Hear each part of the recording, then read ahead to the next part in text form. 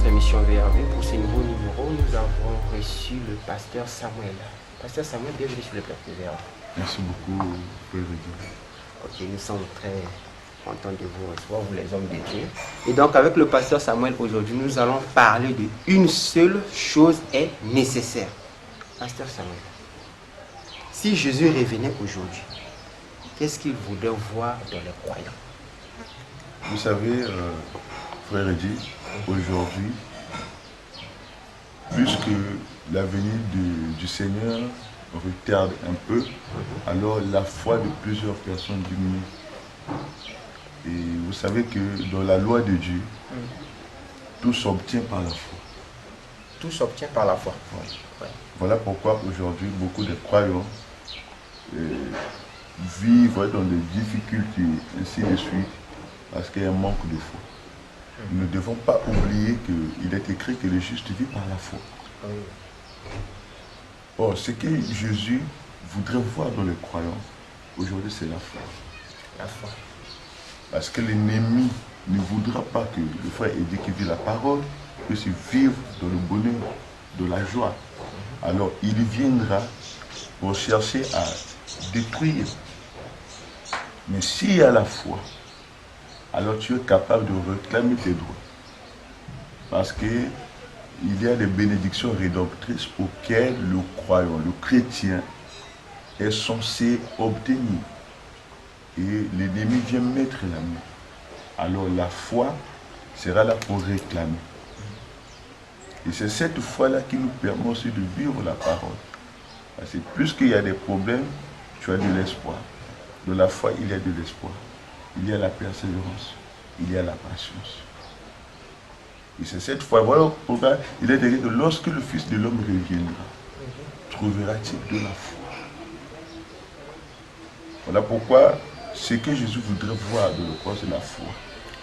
La foi qui est capable de les enlever de la terre. La foi qui est capable de faire à ce que les chrétiens puissent créer leur nouveau monde. Et c'est cette foi-là que le Seigneur voudrait trouver dans le croyant. Sans la foi, le croyant ne peut rien faire. Si Jésus vient dans le croyant et que le croyant n'a pas la foi, il ne pourra pas manifester Jésus. Tu peux avoir ses désirs, mais il faut qu'il y ait la foi. C'est ça que le Seigneur veut trouver dans le croyant aujourd'hui. Comment faire pour avoir la foi? Bien, il est écrit dans Romains, si je ne me trompe pas, il est écrit que la foi vient de ce que l'on entend. Et ce que l'on entend vient de la parole de Dieu. Alors, un chrétien, il doit être tout le temps là à écouter la parole. Tout le temps là à méditer sur la parole. Regardez, l'ange dit à Josué, médite sur lui jour et nuit cette loi. Et tu réussiras dans tout ce que tu entreprendras. Donc le fait de méditer, ça produit en toi une foi. Et la foi est un homme musclé qui ne connaît pas d'obstacle possible. Et quand tu médites ça augmente en toi la foi. Alors tout ce que tu feras réussira parce qu'il y a la foi en toi. Voilà pourquoi nous les chrétiens, au lieu de passer tout le temps à suivre des films, chose qui n'est pas mauvaise, mais on doit plus passer le temps à écouter la parole de Dieu. Il y a des prédicateurs qui prêchent à la télévision, il y a les bandes du prophète, il y a des prédications partout. Nous devons nous procurer de cela et écouter cela tout le temps. Mais vous allez voir dans les téléphones des chrétiens, il y a beaucoup de jeux de sensations, il y a beaucoup de comédies, mais peu de la parole. Alors comment cela produira la foi dans les gens?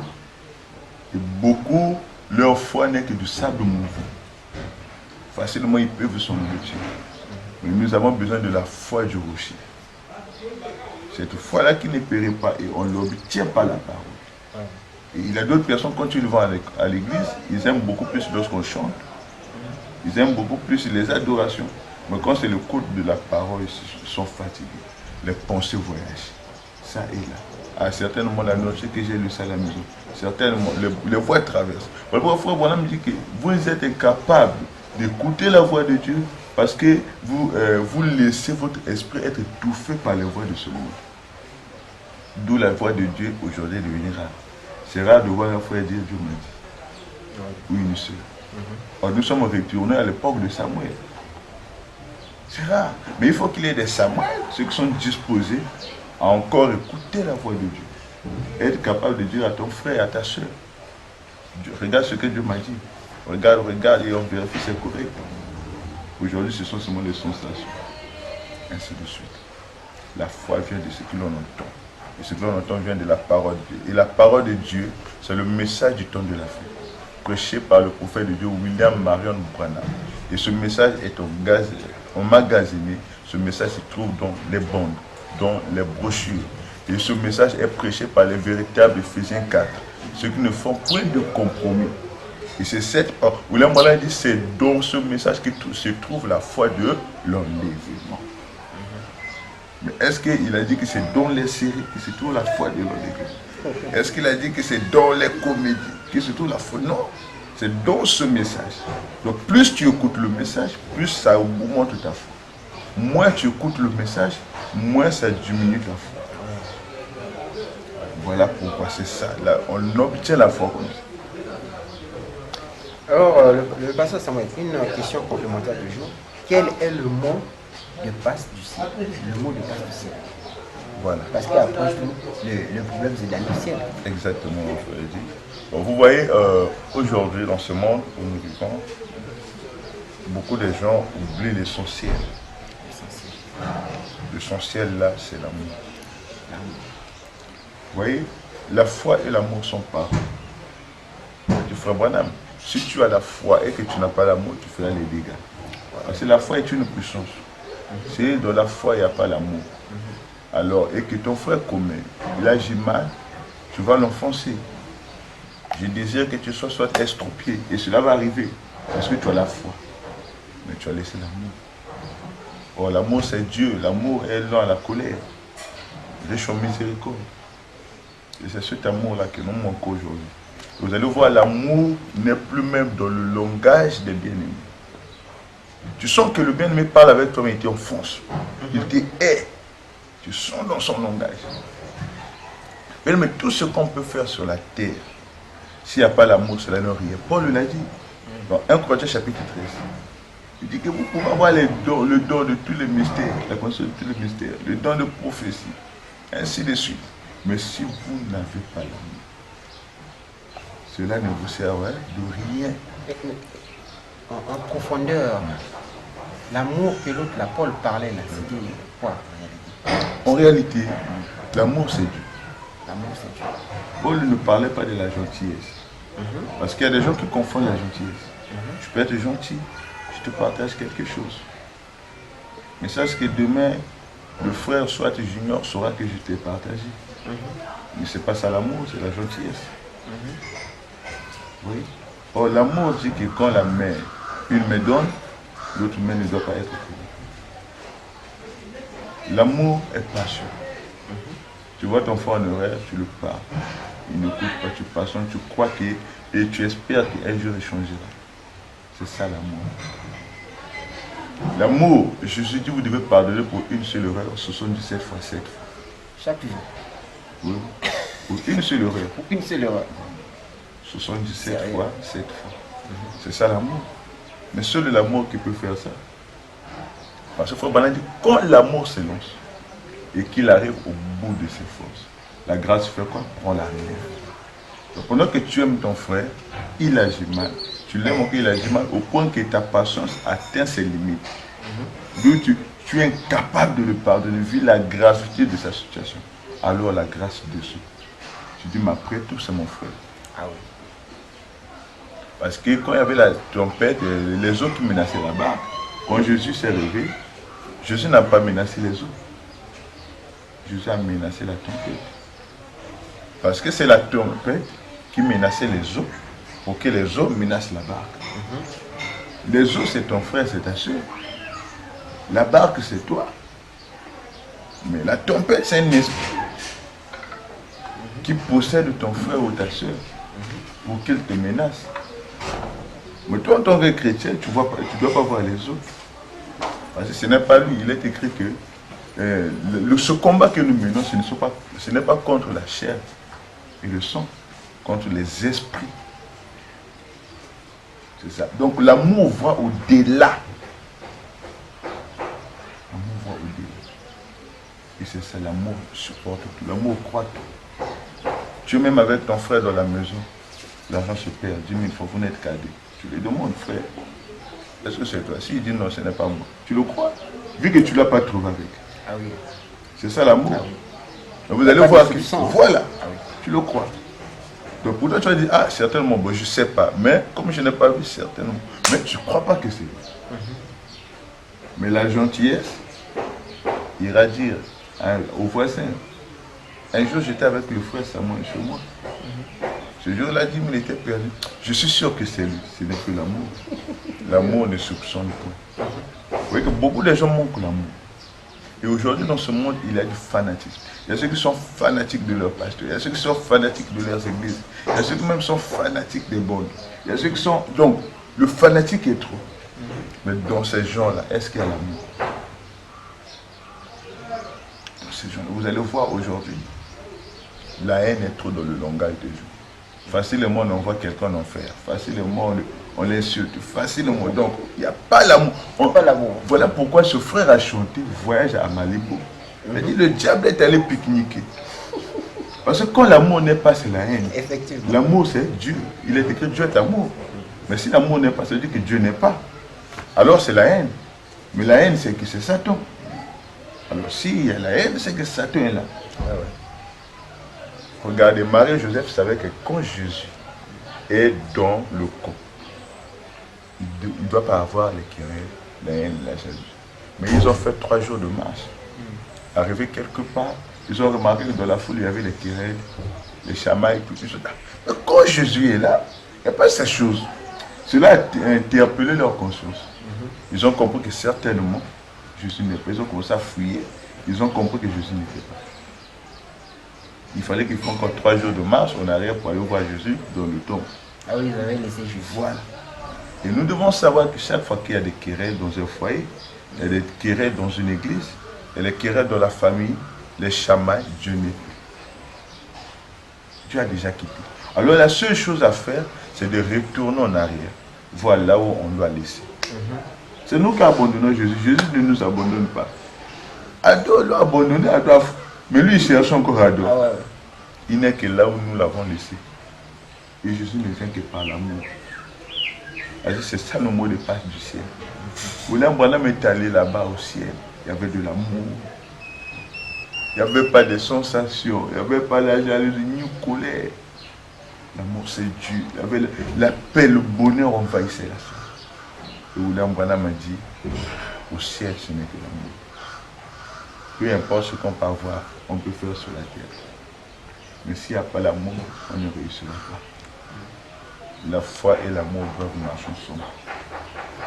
L'amour a des yeux, la foi aussi a des yeux. Malgré qu'on ne les voie pas, on peut voir à travers les yeux. C'est ça l'amour. Alors le pasteur Samuel, quelle doit être l'attitude d'un chrétien? L'attitude d'un chrétien. Vous voyez, cela interpelle les domaines. Cela interpelle le domaine. J'ai un verset biblique, je peux lire. Oui, oui, il n'y a pas de souci. Ok, nous allons prendre dans Luc chapitre 10, verset 38 à 42. Luc chapitre 10, verset 38 à 42. Il est écrit ici. Comme Jésus était en chemin avec ses disciples, il entra dans un village et une femme nommée Marthe le reçut dans sa maison. Elle avait une sœur nommée Marie, qui s'étant assise au pied du Seigneur, écoutait sa parole. Marthe, occupée à divers soins domestiques, survint et dit, Seigneur, cela ne te fait-il rien que ma sœur me laisse seule pour servir? Dis-lui donc de m'aider. Le Seigneur lui répondit, Marthe, Marthe, tu t'inquiètes et tu t'agites pour beaucoup de choses. Une seule chose est nécessaire. Marie a choisi la bonne part qui ne lui sera point ôtée. Ici, Jésus parle qu'une seule chose est nécessaire. Alors la seule chose là, c'est quoi? Marie avait compris. Marthe, son problème était d'aller recevoir Jésus, de le laisser et de s'occuper d'autre chose. Mais le problème n'est pas dit, je reçois le Seigneur comme mon sauveur, mon Seigneur, mon sauveur, tu prends le baptême. Non, ça ne suffit pas par là. mais c'est de lui donner une place dans ton cœur. C'est ce que Marie a fait. Marie a donné à Jésus la place. Quand Jésus est rentré, Marie est allée auprès de Jésus. Mais Marthe, il a seulement reçu Jésus, mais il n'a pas laissé Jésus demeurer avec elle. Elle est allée s'occuper d'autre chose. Ah, c'est profond. Et beaucoup de gens rentrent dans les eaux de baptême. J'ai accepté le Seigneur. Il a pris le baptême. Mais regarde après, tu sens qu'il n'est pas avec Jésus. Ce qui est nécessaire, ce n'est pas de prendre le baptême. C'est de demeurer avec Jésus. Parce que dans la Bible, il y a des gens qui ont reçu le Saint-Esprit sans premièrement passer par le baptême d'eau. Donc ce n'est pas le baptême d'eau qui est l'essentiel. C'est d'abord ton intimité avec Dieu. Ta relation. Quelle relation as-tu avec Dieu? Si tu as une bonne relation avec Dieu, même avant de passer dans les eaux de baptême, tu peux recevoir le Saint-Esprit. Marie a reçu le Seigneur. Elle a demeuré auprès du Seigneur. Et Marthe s'inquiétait. Mais Seigneur, mais lui, il ne gêne pas. Lui, il ne prie pas beaucoup. Il n'est pas passé. Mais il y a beaucoup qui gênent beaucoup, qui sont des hypocrites. Ah oui. Il y a beaucoup qui prient tellement, mais ils sont des hypocrites. Regarde leur comportement.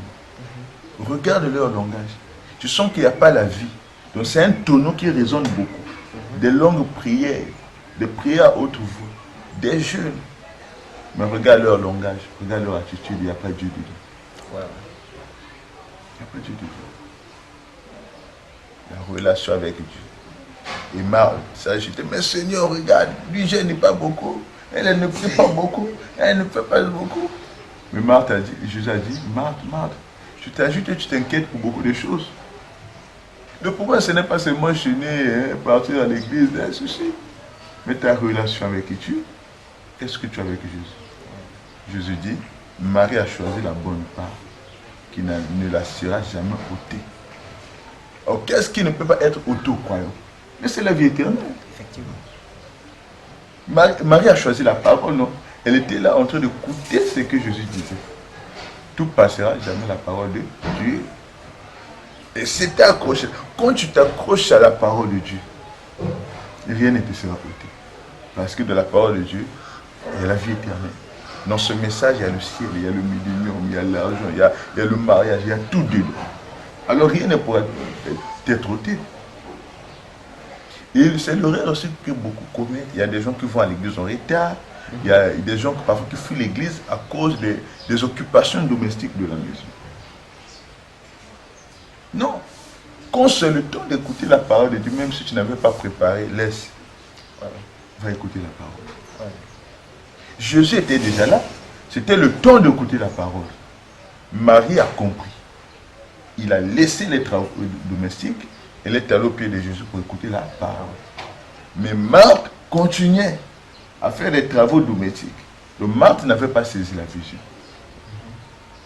Ce que les croyants doivent comprendre, que quand c'est l'heure de l'église, il faut aller à l'église. Même si tu n'avais pas préparé, tu avais le temps de préparer, tu attendais quoi?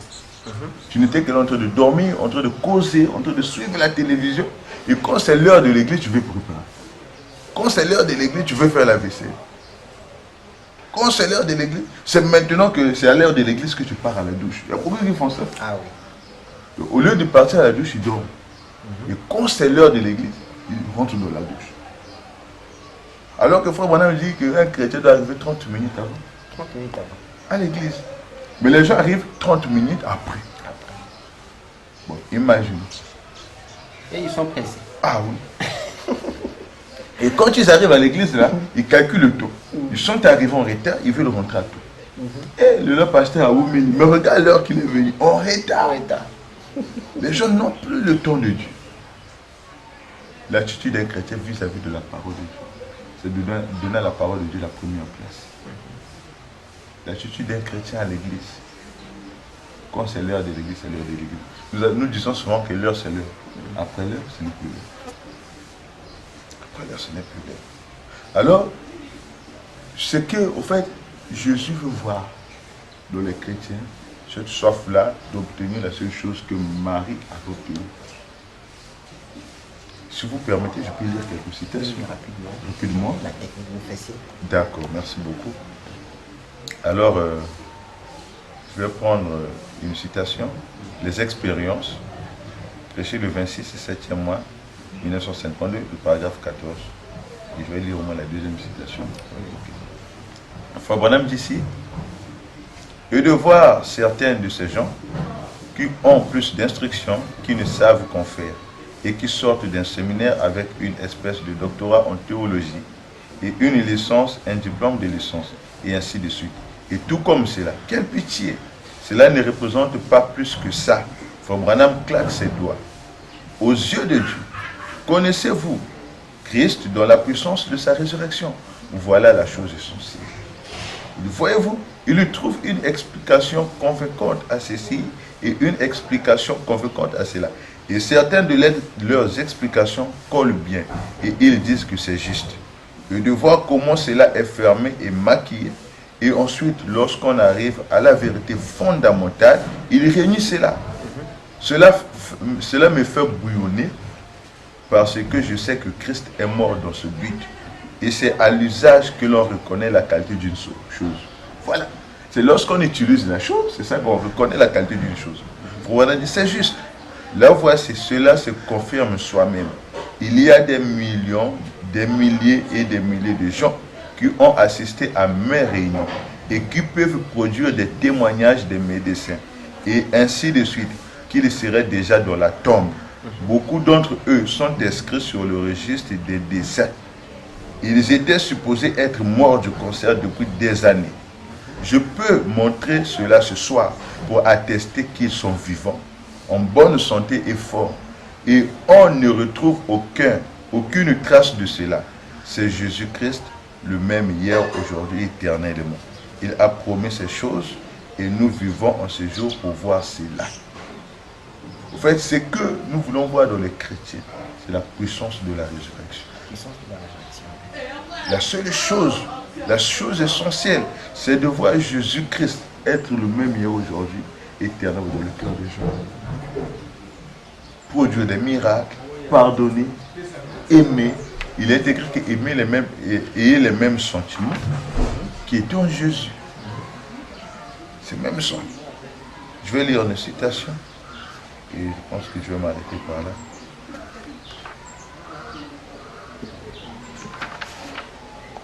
Alors je prends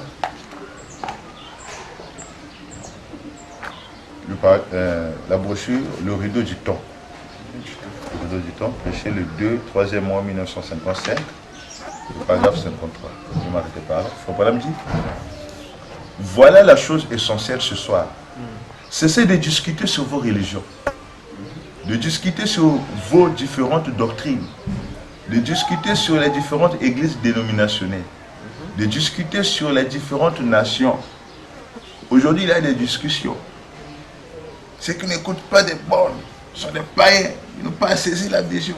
Ceux qui écoutent des bornes sont des rétrogrades. Donc, voilà. Il y a des discussions. On a dit cesser. C'est pas ça qui est nécessaire. Il dit, ce dont tout le monde a besoin de savoir ce soir, c'est que Jésus-Christ est ressuscité des morts et qu'il vit parmi les hommes. Amen. Les gens veulent voir Christ en nous. Christ en nous, nous allons aimer. Et l'amour, sans cela que l'on connaîtra que vous êtes mes disciples. Peu importe, tu écoutes les bons ou pas, mais l'amour, est-ce que c'est en toi? Parce que nous avons dit que c'est le mot de passe pour le ciel. Il n'est pas question de discuter sur le fait de mettre le doigt sur ceci et de retrancher ceci, de retirer ceci, de dire que ceci est inspiré. Oubliez tout simplement cela et regardez à lui et croyez qu'il est ressuscité des morts et il se manifestera à vous. Amen, c'est si simple. Donc aujourd'hui nous compliquons. Frère, vous êtes des rétrogrades parce que les prédications sont devenues ça, parce que vous mettez les bornes. D'autres viennent, frère, vous n'avez pas saisi la vision. Vous êtes des rétrogrades. Donc vous voyez là des balles là, de part et d'autre. Alors le diable est allé pique-niquer à Malibu. Et nous sommes en train de nous entretuer entre nous. Et vous allez remarquer que dans nos langages, il n'y a plus l'amour. Je ne sais pas si tu vas constater ça. Tu vois que dans nos langages, il n'y a plus l'amour. Parce que les gens ne regardent plus à Dieu. Notre dénominateur commun, c'est Dieu. Ah oui. Mais ce qui fait notre foi. Regardez, Israël et Judas se battaient. Ils ont un même Dieu. Ils ont la même loi. Mais ils se battaient. Mais Dieu dit, mais Israël et Judas, qu'est-ce qui ne va pas avec vous? Vous avez les mêmes armes. Mais vous allez vous entretuer entre vous. C'est ce que nous faisons dans le message. Nous avons un même Dieu, un même prophète, le même livre. Mais regardons les guerres que nous faisons. Oh, c'est simple, regardez simplement à Jésus et nous devons croire et nous allons voir Jésus se manifester au travers de nous. Il faut qu'on continue de dire. Vous direz, eh bien, si un ange prêchait cela, Dieu n'a pas ordonné des anges pour prêcher l'évangile. Donc les gens pensent que non, pourquoi la parole, il faudrait que ce soit un ange qui doit prêcher. On a dit non, Dieu n'a pas envoyé les anges pour prêcher l'évangile. Il a ordonné des hommes pour prêcher l'évangile.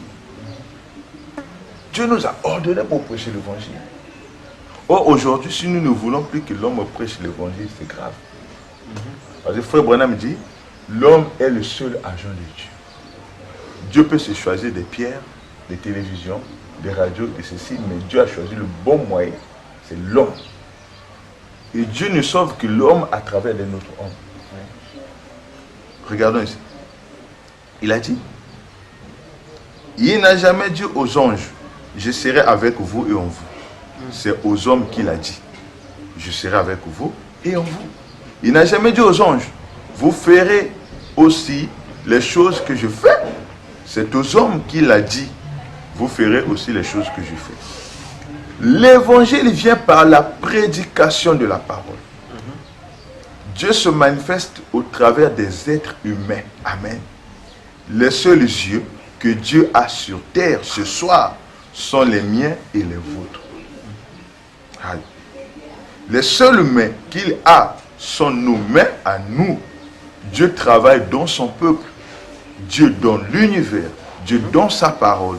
Dieu est dans son Fils. Dieu est dans son peuple. Donc, si nous comprenons ça, ce n'est pas important d'être là dans le débat. C'est l'important de manifester Christ. Il y a des malades qui ont besoin de la guérison. Nous devons prier pour qu'ils reçoivent la guérison. Vous savez, la guérison est comme la part. Ça peut attirer beaucoup de gens. Toi, tu pars chez un païen, que tu vois, toi là, tu ne dois pas faire ceci. Il faut saisir la vie. Le païen va comprendre quoi? Mais si le païen malade, il a la carie dentaire qui a fait 1 mois, tu l'imposes les mains, tu pries, ça quitte, le païen croit. Le païen n'a plus besoin de demander, vous croyez quoi chez vous?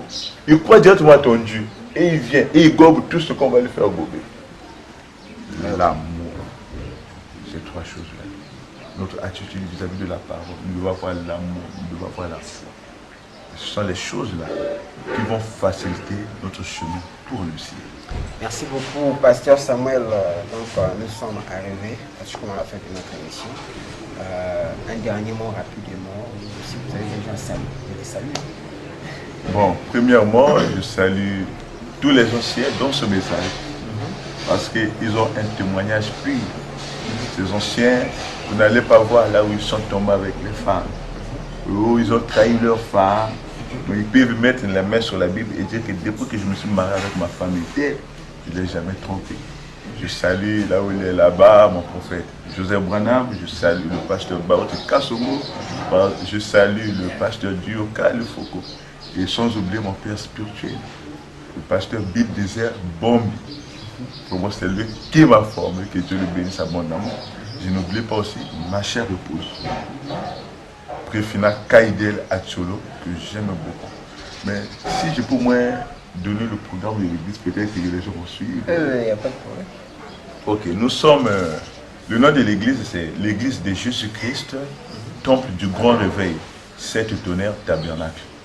Ça se situe au 76 avenue de l'Unité africaine, derrière la Télé Combo sur l'arrêt Molokai. Précisément au Transfo là. De la référence à le Transfo, vous allez voir, il y a 2 salons de coiffure, le gros et le petit. Dans ce petit là, de la parcelle du petit salon de coiffure, pour l'instant nous sommes là. Nous prions chaque mercredi de 16h30 à 18h30, chaque vendredi de 16h30 à 18h30 et chaque dimanche de 10h pile à 12h pile. Donc je serai heureux de vous voir là. Vraiment, shalom à vous. Que Dieu vous bénisse. Je n'oublie pas aussi de remercier le frère Eddie vraiment de m'avoir invité sur ce plateau. Que Dieu vous bénisse abondamment. Vraiment, je prie que Dieu vous envoie des sponsors, des soutiens, parce que cette émission a besoin d'être soutenu. Et je crois que je prierai Dieu. Vraiment, je vais être moi-même déjà parmi les sponsors. Vraiment, parce que vous faites un grand travail. Que Dieu vous bénisse abondamment. Merci beaucoup, pasteur. Nous sommes très heureux de vous recevoir sur ce plateau de VRV et nous sommes arrivés à la fin de notre émission. Gardez l'œil sur la parole.